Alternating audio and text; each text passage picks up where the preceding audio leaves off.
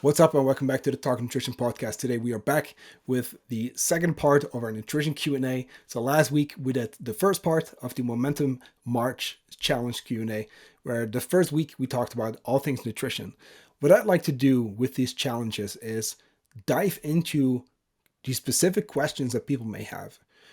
Sure, it's cool to do challenges where we have a daily task and we do that, right? We have a nutrition component, we have a movement component, as well as mindset. But then what's even more important is giving our participants access to really just coaching. If you think about it, it's actually free coaching. That's why I like these Q&A sessions, because that is where we can really connect and we really get to discuss the things that you, the listener, may also be dealing with. So that being said, let's get into the second part of our nutrition Q&A. The next two Thursdays are going to be training focused, and then we have two episodes on mindset. So we're going to be busy for a little while.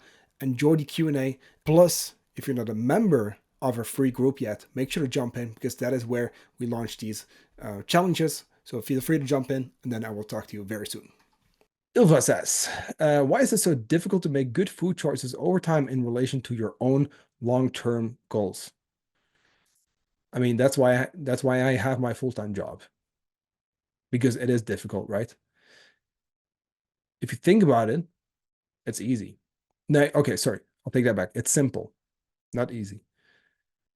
Because the changing your habits, that's the difficult part.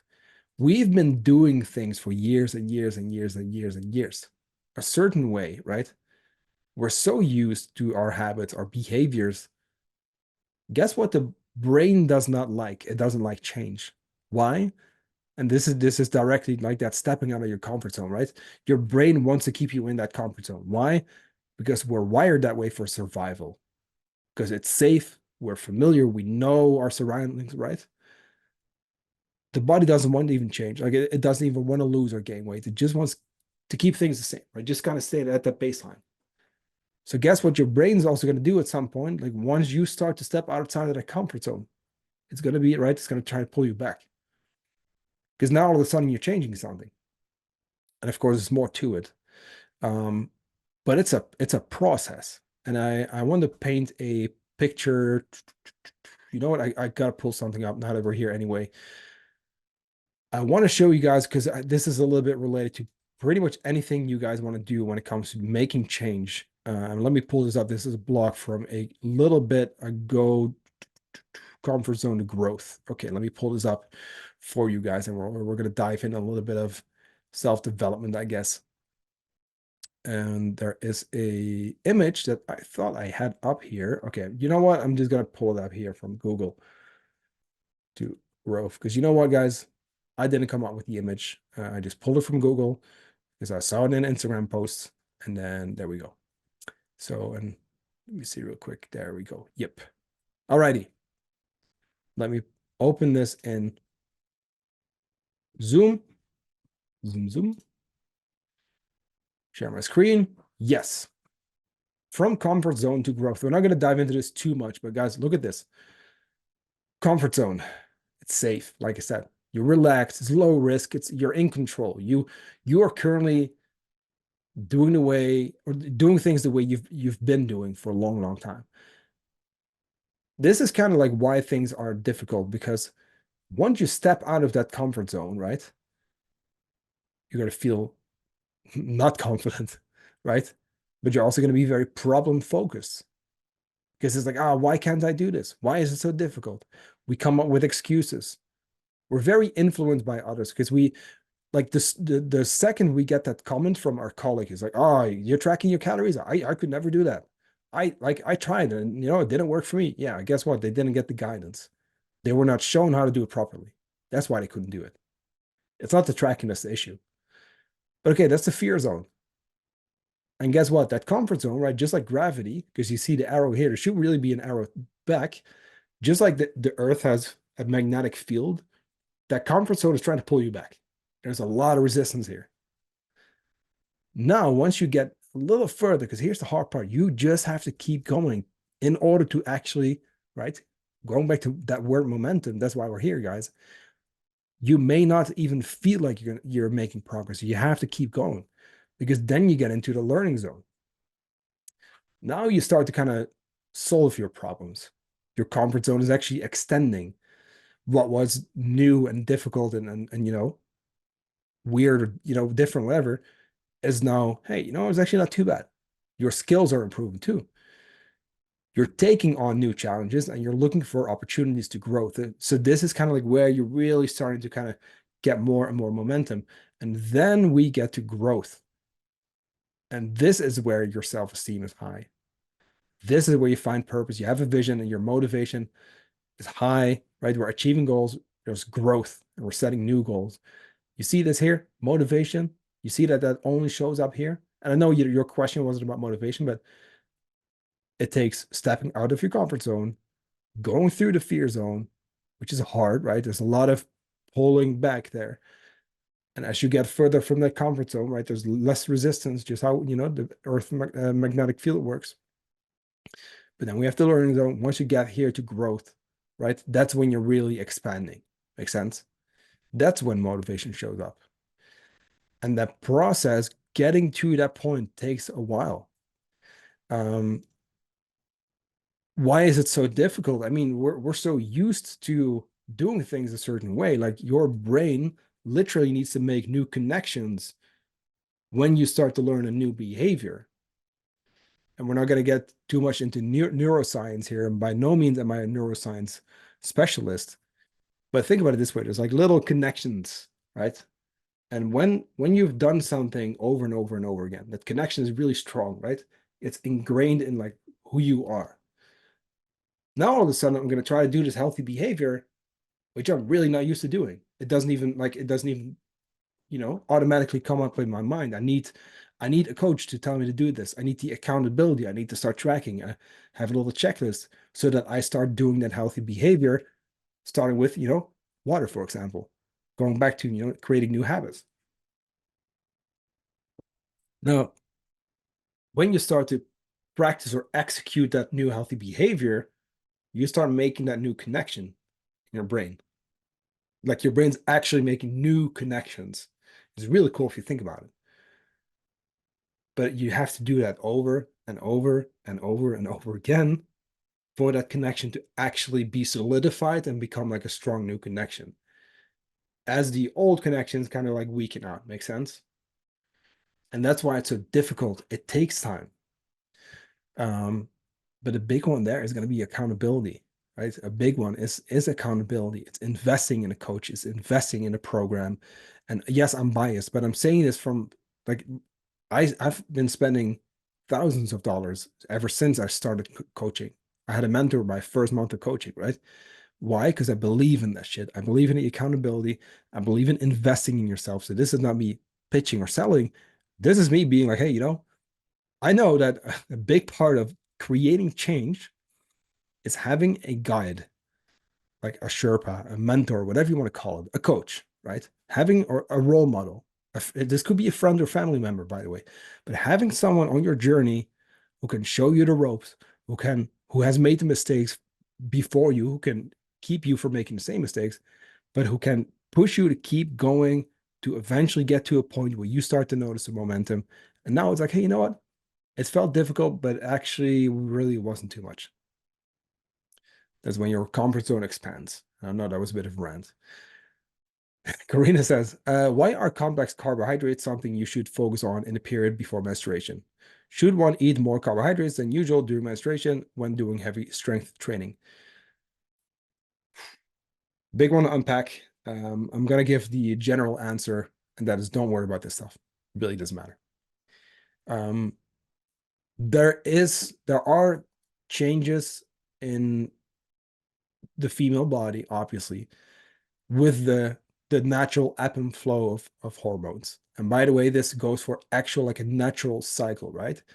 If women are on the pill, you don't have a normal cycle. This already goes out the door, which is something people don't know. Like a pill bleed is not menstruation. That's a withdrawal bleed, basically, from the medicine, right? But that's a whole different topic. When it comes to the changes, the natural changes, the natural ebb and flow, yes, there are physiological changes. However, it's going to be different per person. The symptoms are going to be different. And Doing this will only overcomplicate stuff, and we do not have to change anything nutrition or training related based on the menstrual cycle. However, let me put it this way, because you mentioned heavy strength training, you should be eating your carbs anyway. Makes sense? Let's talk about cravings. Hey, we know what helps against cravings, what battles cravings. It's eating a high protein diet, eating lots of color, micronutrients, right? Because those foods, the fruits and vegetables, those are very filling. So I'm more of a fan of saying, okay, are we dealing with a lot of cravings, etc.? Okay, let's tackle that by having filling foods, which we should be doing anyway, by eating a high protein diet. Hey, do we feel more tired? Okay, hey, maybe let's allow for a little bit more rest. But don't base it on your menstrual cycle itself, because you may just be making changes without even needing to do so. Because again, it's to be honest with you, it's not worth the focus for most people. It's not going to be the thing that makes or breaks your results. Um, and complex carbs are just generally better anyway. Why? More micronutrients, more filling, more fiber. So again, it's the basic principles that we should be practicing anyway. Make sense? And yes, there's a change in metabolism, there's a change in insulin sensitivity, those kind of things. But it's again, don't worry about that. Like just base the nutrition on the goals and stuff. And of course, you work with Alexandra, so she'll be taking care of that for you. But it's not something that needs to happen. Siv says, let me see real quick how many questions we still got. Okay, we got a bunch of photos. Okay, awesome.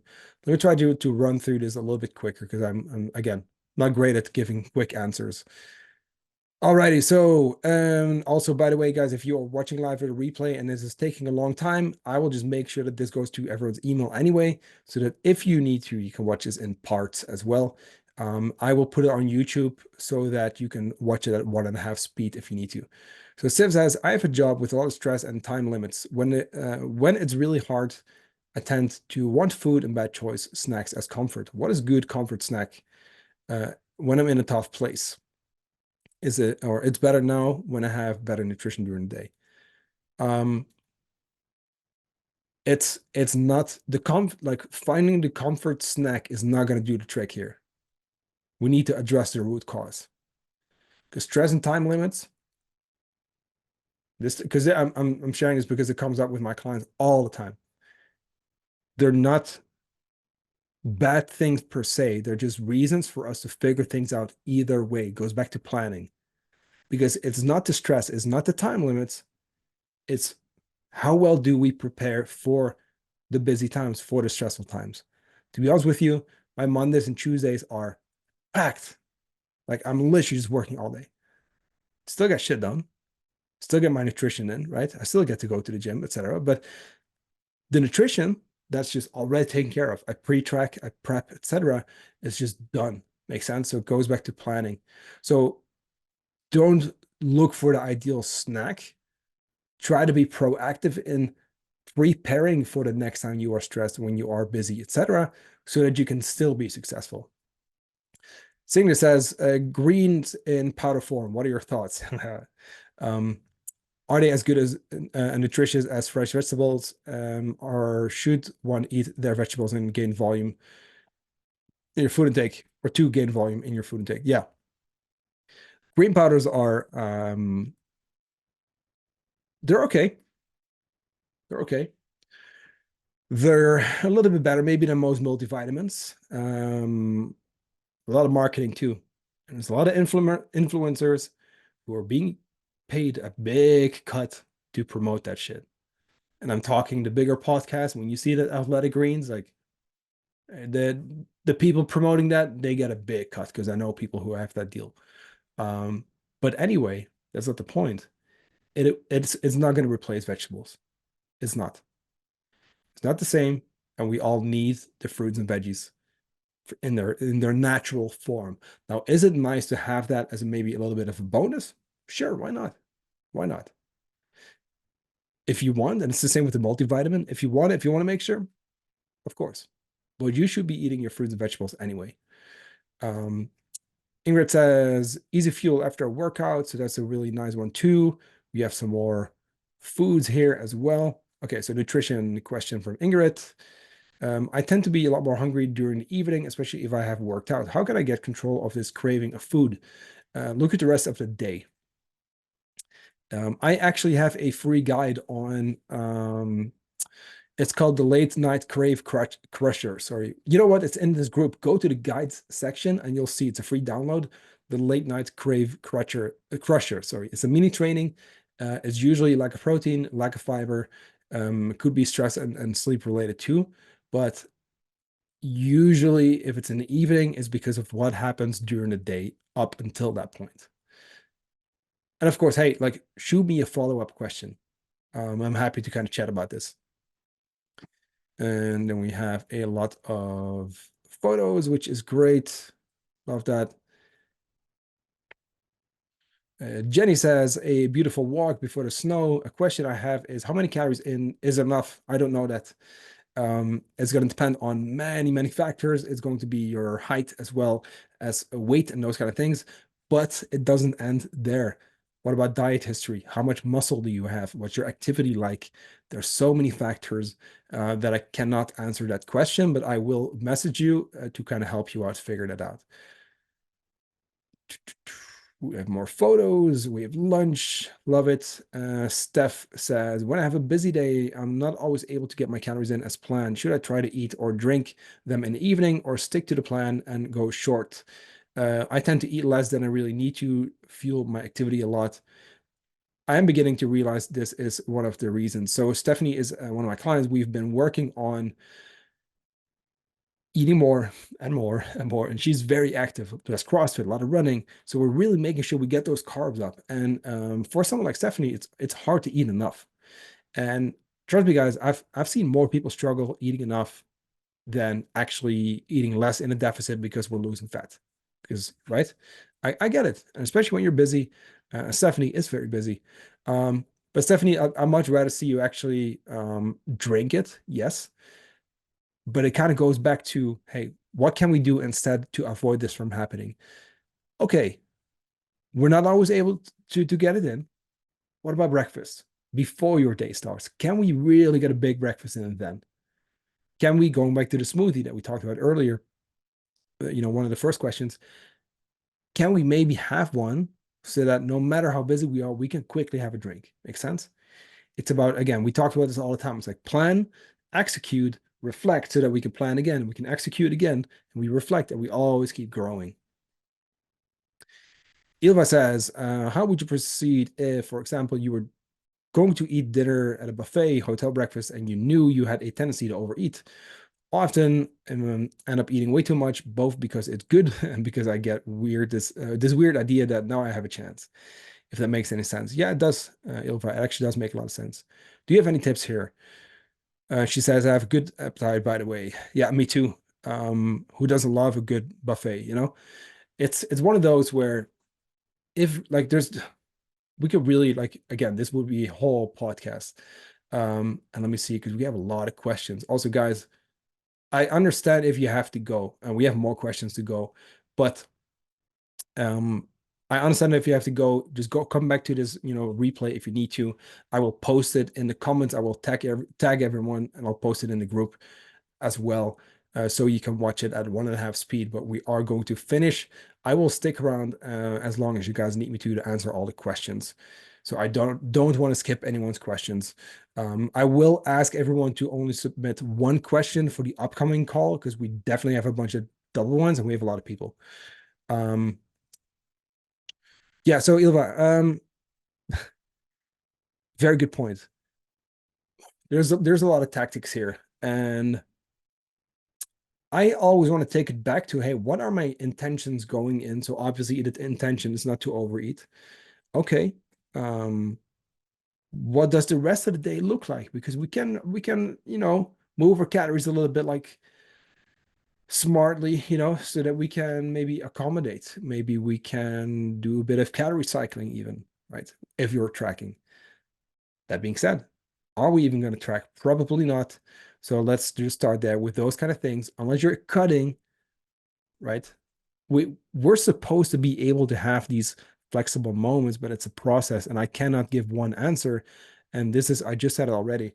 I want you to plan. I want you to first reflect. Let's start there.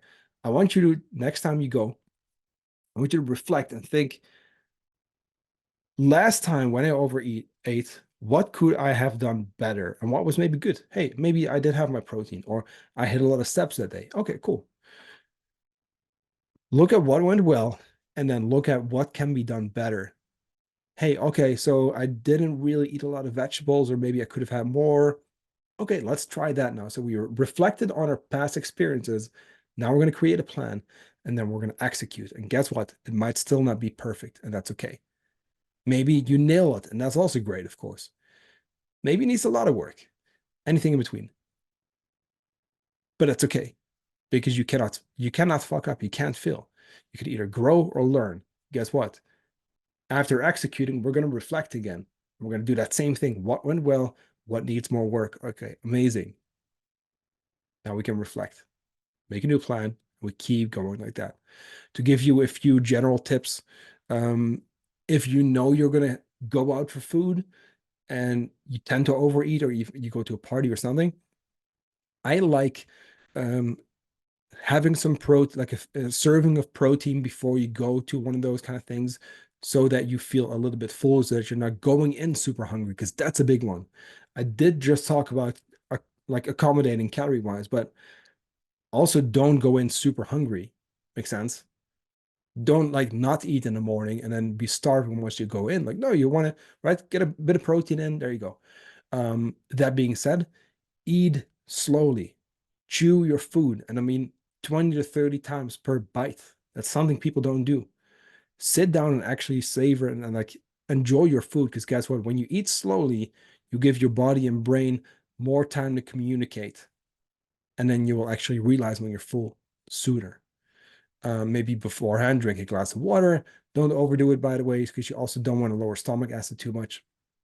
But include your veggies. Hey, maybe don't scoop up too much. I get it. I'm notorious for these kind of things too. I could keep eating, honestly.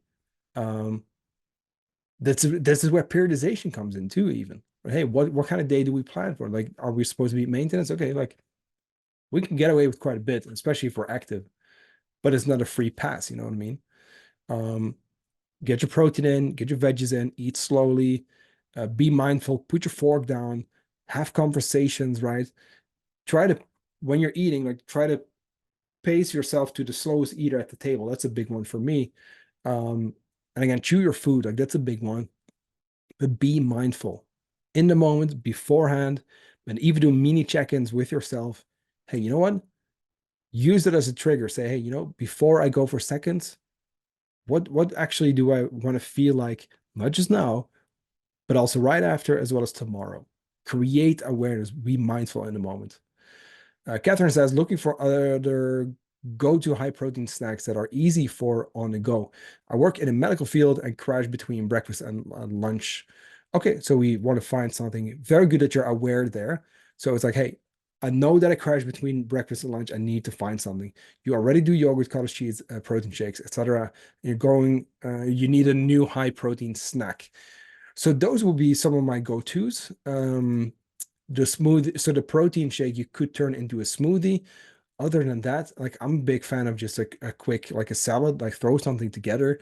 If you want to have easy prep stuff, I mean burritos, or just tacos, like wrap things up, get a nice, like, whatever, maybe something like a um I really like sriracha mayo. So I would do like a tortilla with sriracha mayo, lean ground beef, throw in like whatever veggies you want, maybe some avocado. It's a really easy to prep kind of thing, and it's gonna be nice. You know what I mean? It's easy to kind of take with you as well. So I'm a big fan of wraps in general, and you can have so much variety in there. All righty, let's see. A lot of questions, a lot of good stuff. So again, guys, make sure to drop one question for next week. Karina says, how to track food easy when I'm staying in a hotel. I find it difficult to predict weight quantity. That's going to be part skill, like how the more you do it, the better that's going to be. It's part planning. Hey, okay, when we're at a hotel, should we be tracking? Yes or no? What phase are we in? But it will become easier with time. And this is something to work on with your coach. Is hey, we're going to have to start playing with different scenarios. And this goes back to what I just said. Hey, with some people we track, some people we don't. It really just depends. Um, and when you go through our course, right, in the portal, you'll go through the special scenarios training at some point where I talk about this stuff. It's like, hey, going in, what do you want to do? Make sense? But it's a skill, and you get better at any skill just by doing. Christine says, when I make dinners with 4 servings, for example, fish, stew, or big bowl salad, it's difficult to estimate exactly how many grams. It's not, but I'll answer your question. Um, I consume of the various ingredients. How can I log this in Chronometer most effectively? Is entering the recipe and dividing it in four a good approach? Yes, it is. That would be one way to do it, but I would only do that if you have the same recipe over and over again. Otherwise, you're just adding recipes and it takes more work. To be honest with you, um, how much fish are you throwing in? How much of whatever ingredient? You just got it close enough. And I can say this for because I do this on a regular basis. I'm cutting as well as now. And I will say this, of course, I've been doing this for a long time, so right. But once you standardize stuff, it becomes very easy to make these changes. To give you an idea, every Tuesday, Wednesday kind of changes, but like we make pasta, right? So I throw in pack of green lean ground beef, which is 400 grams. Tomato sauce, right? Onions, bit of garlic. Usually we either grate carrots or we do some peppers, whatever it is. Um, we change it up, and then we have pasta. Now let me just stick to the sauce part because that's what you're kind of asking here. I just kind of eyeball. Okay, you're making 4 servings. Okay, that means that whatever's going in, if it's 400 grams of fish and you have 1 serving, it's 100 grams of fish. Makes sense? When it comes to the salad, don't overthink it because those things like the lettuce, etc., that's so low in calories, you can get away with way more, like roughly getting it. Of course, the more we do that, the more inaccurate things will become. But when it comes to veggies, keep it simple. Salad, in a pinch, you can even just log it as tossed salad, whatever it is. Try to keep it accurate though. But again, with the fish too, right? Look at the ingredients. Hey, if you eat 1 serving and you're throwing in literally like just, for 4 people, just get it close enough. A pack of 400 grams, like I said, divided by 4 is 100. That's one way to do it. It's mostly just, it's not necessarily difficult. We just haven't figured out how to do it effectively yet, if that makes sense. Um, Let me now see how many we got. Linda, can you provide advice on how to navigate social events or dining out while maintaining a healthy diet? Yes, because dining out, social events, those have to be part of a healthy diet. I'm just feeling my camera, my phone, if it's not overheating. No, it's good. Um, I think when we say healthy, we sometimes forget that the flexible moments have to be part of that. I think we sometimes forget that the more processed foods, even the drinks, the whatever can be part of that. It probably should be because what makes it sustainable is probably also being able to include those more flexible moments. We have a whole training in our course for clients. Like it's like, hey, the special scenarios we talk about it in 2 settings. It's like your evenings out, your weekends, whatever, but then even vacations, holidays, whatever. Like, how do we go about that? The goal is not to be perfect. The goal is to just make better choices most of the time and have our whole foods so that when we go out, we can, first of all, have some flexible stuff. As we work through that framework I just shared a few times, you plan, right? You execute, you reflect, you keep working on it, and then you eventually figure it out. But what's going to work is going to be different for everyone. It kind of depends who you're with, where you're going, etc. Um, but again, let's try not to see healthy and social settings as separate, but let's make them one like part, like one, connected part of like an overall healthy and sustainable diet. And especially because you mentioned, hey, I'm maintaining, that's much easier because at maintenance, especially, it's a range, right? We're kind of like hanging within that.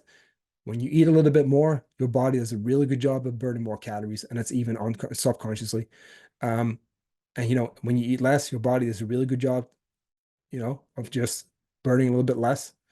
And like I said, usually we don't even notice that. So at maintenance is actually very easy to be more flexible. Debbie says a lot of stress this week, and I tend to go for comfort foods, anything to help curb the urge and that will give me energy. Yes, it's a big one. Like it's part. I know I talk about reflection a lot here, but it's part reflecting on the moments we give into stress and then creating it what's called an if-then plan. If you create an if-then plan, you can say, hey, if this scenario comes up again, then I will do this. Make sense? So we're going to use it as a trigger so that next time I can come up with a plan. And it really doesn't matter. Like it could be anything. Are we still going to give into stress? Sometimes, yeah, because stress and self-control don't go hand in hand. And we could talk about this more when we do mindset, maybe the last week. Um, but I'm going to say, knowing that we are dealing with a lot of stress, let's do the planning required so that we can set ourselves up for success so that we don't have to curb the urge, but because we're already prepared. Makes sense. I think the risky thing is when we have to make decisions and choices in the moment when we are stressed. So the better we can prepare for the stressful and busy moments, right? The more successful we're going to be, and the less we really need to worry about that because again, it just reinforces like, hey, okay, I'm prepared now. Especially when you have an if-then plan. Okay, boom, right? It's a process. Um, Stina, and that's actually the last question for today. So, any advice on how to avoid binge eating on the weekends? Um, yes. Look at the trigger. What is it? And so I ask my clients too. Is like, hey, like, are you open to dive into this a little bit deeper? This is it can be psychological. It can be, hey, like, are you actually just restricting during the whole week, right? And we're kind of overcompensating. I've had a lot of people move away from binge eating, especially on the weekends, but also there it's a process. But I want to know what the root cause is before I can actually give an answer, because especially there, it could be it's like, I mean, you can go to the group, it's in this group, you go to the guides section, which by the way, guys, there's a lot of free stuff in there, but it's called the Late Night Crave Crusher Guide. The same principle applies to a certain extent. It's like, what does the diet look like? Are we overcompensating? Are we overly restrictive during the week? And what are we doing? But most importantly, like, what's the trigger? That's what I'm trying to ask and get to here. So that is it for our questions for this week. I see that people are still watching. We've been going for an hour and 10 minutes. Um, Thanks, everyone. Thanks for sticking around. This has been super cool. I know this was a very long call, definitely longer than expected, and that's okay. You know what? I'm happy to stick around for you. And you know what? We could keep going, but I'm not going to because I actually need to eat. And then I'm going to get some sleep. And then I got to work tomorrow. So, either way, thank you for being so involved in the challenge. It's already been so fun. Apologies for the delay with the form and all that, but we figured it out. It's finally fixed. You should now be getting your automatic reminders. But guys, keep going. Like I said, we're not expecting perfection, just momentum. Just keep showing up. Next week, one question per person. I'm going to do my best to give shorter answers because I talk too much. I know that. So have a great evening, great rest of your day. I appreciate every single one of you. Thank you. And then I'll talk to you very soon.